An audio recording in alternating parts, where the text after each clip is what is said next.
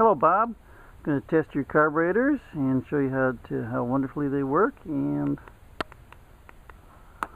show you some handy hints. First of all, we're going to check out our numbers here.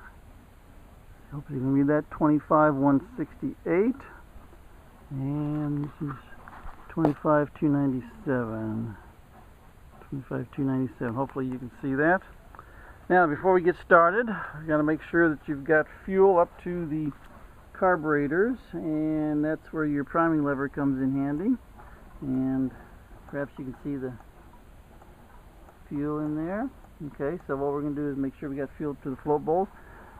And if you don't have any resistance on the priming lever, bump the engine over until you get resistance on the lever.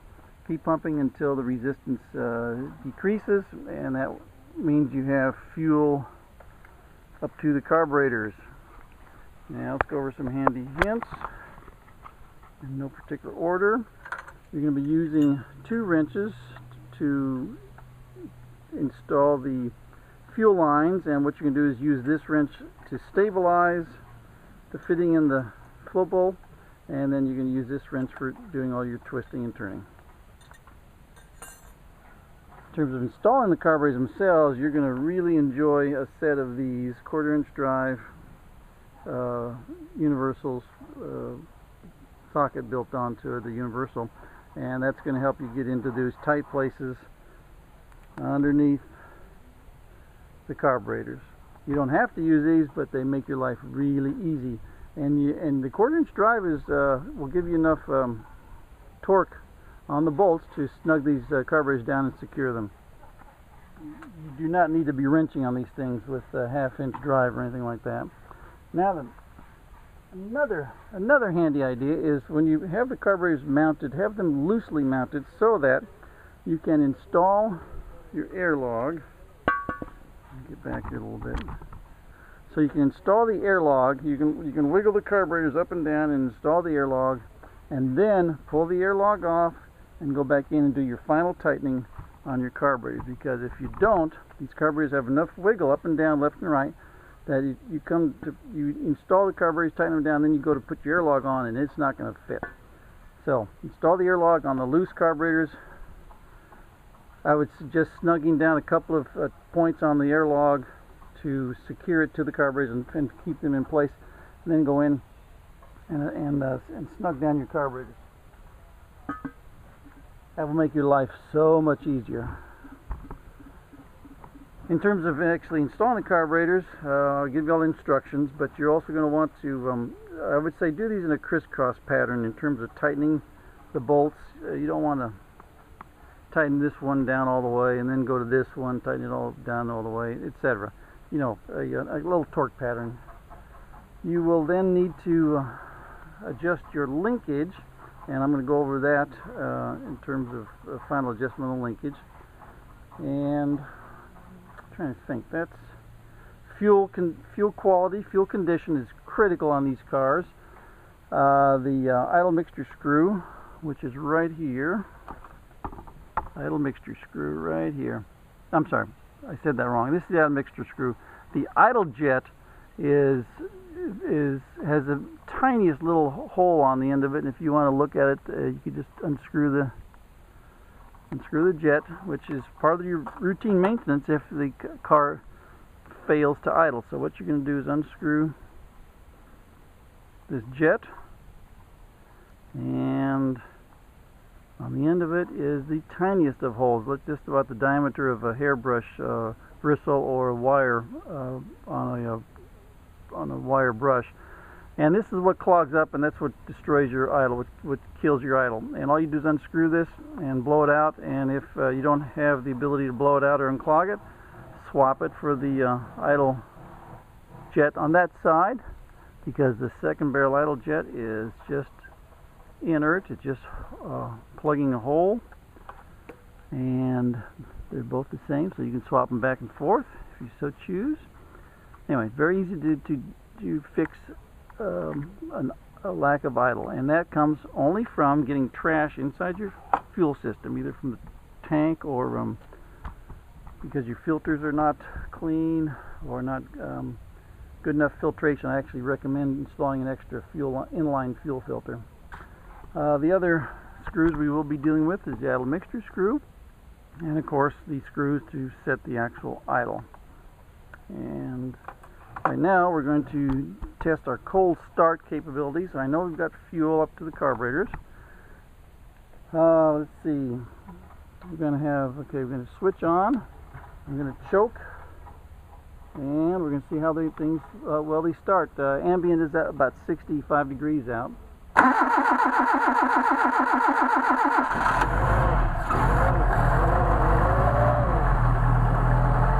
Not bad for sitting for about a week.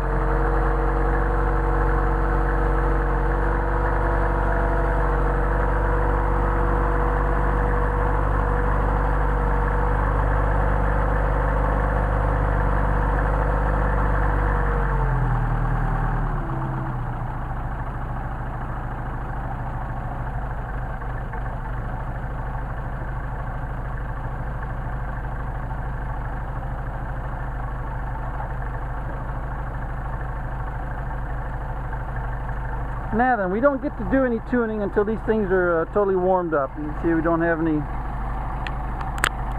temperature on our gauge just yet. So we'll be looking for temperature. In the meantime,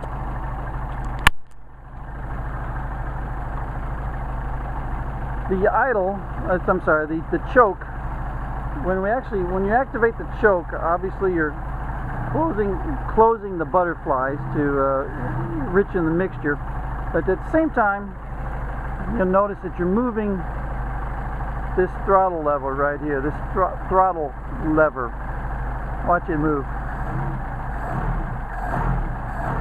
And what controls that is this little Rube Goldberg operation of this this lever right here, which goes down to another lever down here, which is then acts upon this little set screw back here. Let's see if I can even show you where that set screw is.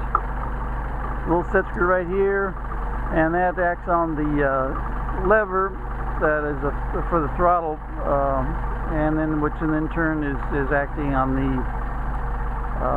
linkage right here. So if you ever pull the choke and nothing happens, chances are this little screw back here has fallen out. So check that. And that has a very specific clearance of 15 thousandths between the screw and the lever it acts upon.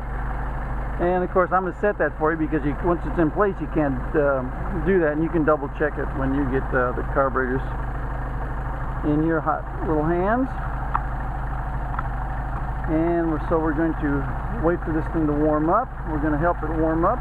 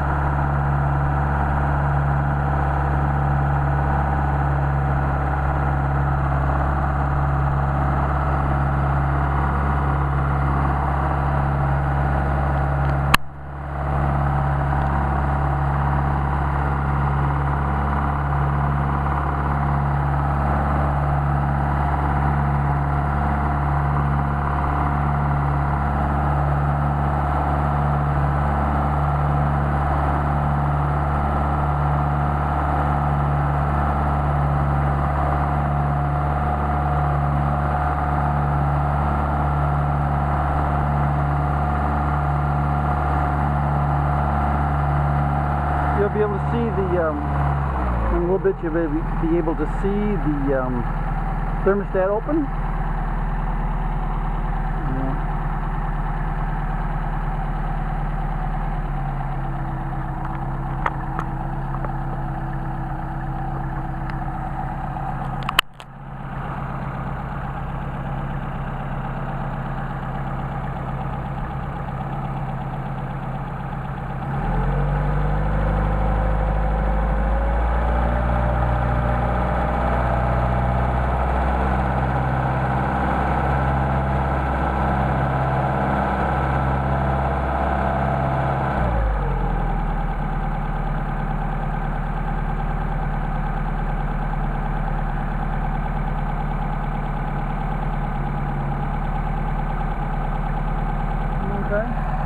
You saw the temperature drop. We got our thermostat is opened. We are ready to tune some carburetors.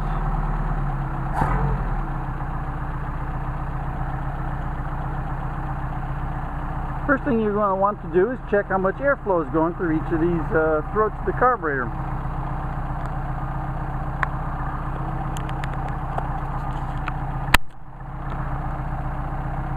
Alright, what we're going to do here is use our synchrometer, which you can get online. Just type in synchrometer, and the version that you want is the BK 1 to 35 kgh kilograms per hour. That's the unit you want. Right out of the box, this thing works perfectly for these carburetors.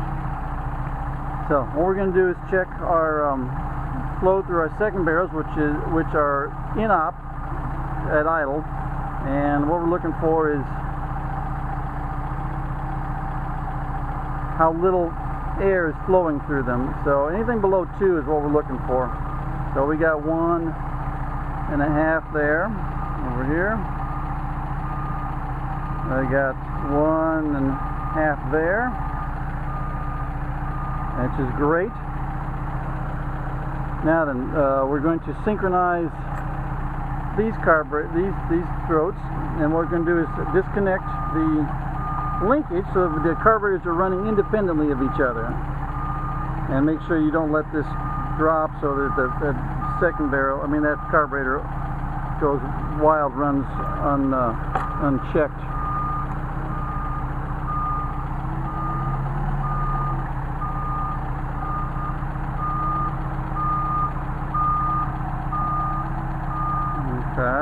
Like I said, we got construction next door. That's where the noise is coming from. So we're running about 6, and here we're running about 5 3/4. And what we want to do is synchronize these so we're pulling the same amount of air. And so we're going to back off on this idle screw right here. And I need to pull up on this to make sure I get it's closed properly. And it's hard to do all the camera work and adjusting at the same time. So we got 5 3/4 there. 5 3/4 there.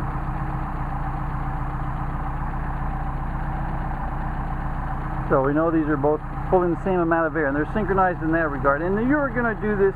You don't need to do this because I've done it for you. What's critical for you is going to be the idle mixture screw to adjust it to your engine, and then also your linkage, getting your linkage synchronized. Now we're going to adjust the idle mixture screw, and you can do this by ear, but we're also going to use our tachometer. Sorry about that. And what we're doing with this, apologies. What we're doing with the idle mixture screw is we want to get the best mixture for the carburetor, obviously at idle, hence the term idle mixture screw. And you do that by turning the screw in and out until the engine runs its very best. And you can bracket it by screwing it all the way into the engine stumbles. Not all the way in, but you can screw in until the engine starts to stumble, then back it out until it stumbles, and then get your midpoint where it runs the best. And I'm going to demonstrate. And you can do this by ear, but then we're also going to use the tachometer next. And this is very sensitive. It doesn't take much turning. And again, these are running independently of each other, so we know. You hear the RPM dropping off, coming back out.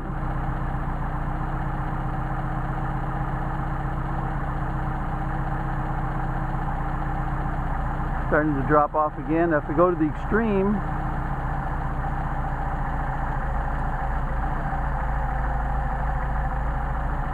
you hear how badly it starts to run. So what we're going to do is find our midpoint where it runs the best.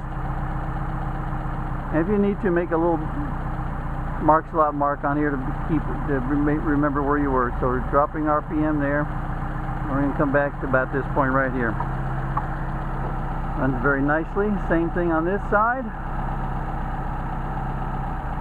And like I said, you're going to be doing this for your particular engine, because your engine that might be stronger or weaker than this engine, because this engine is about 20-some years old and got a lot of miles on it. A lot of hours, rather, no miles. We're starting to drop off. Back out.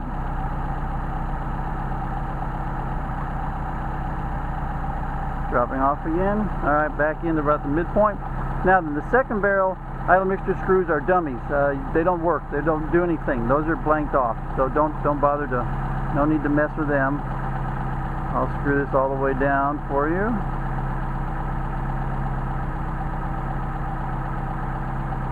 So it just bottoms out. That's it. Doesn't do anything. Now, just for fun, let's hook up my very cool that I just purchased or just received yesterday tachometer.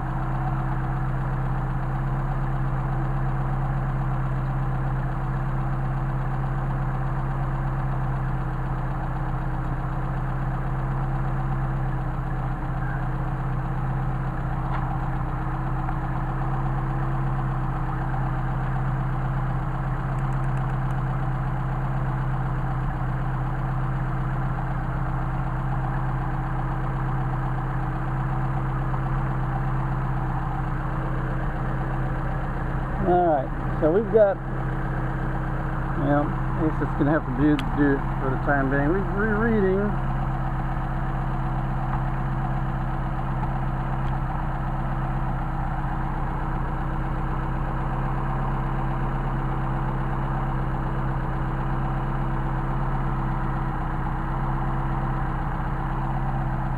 looks like about 965 in terms of an idle. Now let's see if let's say you don't want the idle that high. So what you're going to do is, I mean, that's actually where the factory says you should have it, but we're going to say, just for fun, we want the idle someplace else. We want